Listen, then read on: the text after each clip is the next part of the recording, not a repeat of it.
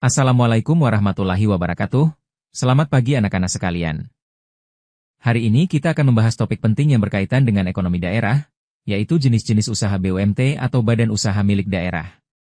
Perlu kalian ingat, BUMT adalah badan usaha yang didirikan oleh pemerintah daerah untuk mengelola potensi ekonomi yang ada di daerah tersebut, dengan tujuan memberikan manfaat bagi masyarakat sekaligus meningkatkan pendapatan daerah. Sekarang mari kita bahas satu persatu jenis usahanya ya. Pertama, yaitu BUMT di bidang pelayanan publik. Nah, usaha ini tujuannya bukan mencari keuntungan semata, tapi memberikan pelayanan dasar kepada masyarakat. Contohnya adalah PDAM atau Perusahaan Daerah Air Minum. Masyarakat butuh air bersih, dan PDAM hadir untuk menyediakannya dengan harga yang terjangkau. Jadi, fungsi utamanya adalah melayani, bukan mencari laba sebesar-besarnya. Kedua, ada BUMT di bidang perdagangan dan distribusi. BUMT jenis ini biasanya terlibat dalam pendistribusian kebutuhan pokok seperti beras, gula, minyak goreng, dan sebagainya. Tujuannya untuk menjaga agar harga kebutuhan pokok tetap stabil dan tidak melonjak tinggi, terutama saat momen tertentu seperti Ramadan atau menjelang hari besar nasional. Ketiga, yaitu BUMT jasa keuangan dan perbankan. Kalian mungkin pernah mendengar nama Bank Pembangunan Daerah atau BPD. Nah, itu salah satu contoh BUMT yang bergerak di bidang keuangan. Mereka menyediakan pinjaman, simpanan, hingga layanan pembiayaan untuk UMKM dan masyarakat kecil agar ekonomi daerah bisa berkembang. Keempat, kita punya BUMT di sektor pariwisata dan rekreasi.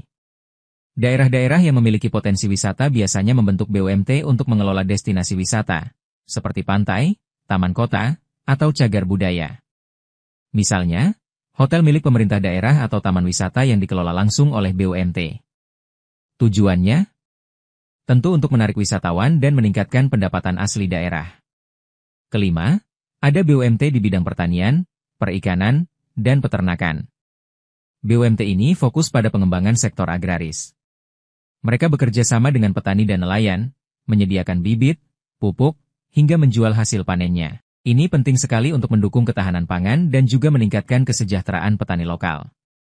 Keenam, yaitu BUMT energi dan sumber daya alam. Untuk daerah yang kaya dengan sumber daya alam, seperti minyak, gas, atau tambang, BUMT bisa ikut serta dalam pengelolaannya. Misalnya, daerah yang punya potensi energi terbarukan seperti tenaga surya, bisa membentuk BUMT yang bergerak di bidang tersebut untuk mendukung kebutuhan energi lokal. Ketujuh, kita juga punya BUMT properti dan infrastruktur. Contohnya, pembangunan rumah murah untuk masyarakat, pengelolaan pasar tradisional, pembangunan kawasan industri, atau pengelolaan terminal dan jalan tol. BUMT ini membantu percepatan pembangunan fisik yang sangat dibutuhkan oleh daerah. Dan terakhir, BUMT di bidang kesehatan dan farmasi. BUMT juga bisa mendirikan apotek daerah, rumah sakit, atau bahkan pabrik obat generik. Ini sangat penting untuk memastikan masyarakat mendapatkan pelayanan dan produk kesehatan yang memadai dan terjangkau. Nah, kesimpulannya, BUMT memiliki peran besar dalam membangun dan memajukan daerah, tidak hanya sebagai penggerak ekonomi, tapi juga sebagai pelayan masyarakat. Oleh karena itu, keberadaan dan pengelolaan BUMT yang baik akan sangat berpengaruh terhadap kesejahteraan masyarakat daerah itu sendiri. Sekian penjelasan saya hari ini. Terima kasih.